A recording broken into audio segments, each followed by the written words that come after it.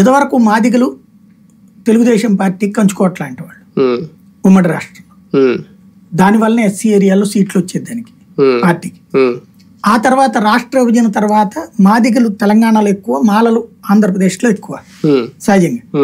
అందుకని తెలుగుదేశం కూడా ఈ రూట్లోకి వెళ్ళింది. దాంతో ఇటు మాలా మాదిగ రెండు సామాజిక వర్గాలు కూడా జగన్కే ఎసెట్ అయింది లాస్ట్ టైం. ఇప్పుడు దాన్ని మళ్ళీ వెనక్కి తెచ్చుకోవడంలో సక్సెస్ అయింది. ఎలాగా?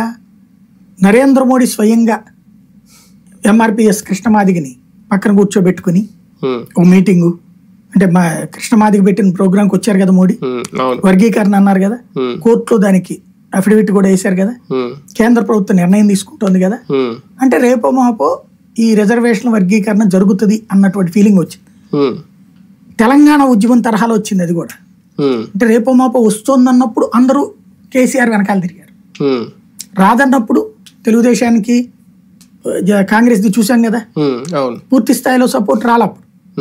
వచ్చిన తర్వాత కేసీఆర్ కి ఫుల్ ప్లేట్ సపోర్ట్ చేశారు. అంతకుముందు చూడండి తెస్తామన్నప్పుడు రాలా, వచ్చిన తర్వాత వచ్చింది. ఇక్కడ కూడా ఇక వచ్చేస్తుందన్న నమ్మకం వచ్చింది. ఈ టైంలో మనం కనుక సపోర్ట్ చేసుకోకపోతే కష్టమన్న ఫీలింగ్ వచ్చింది.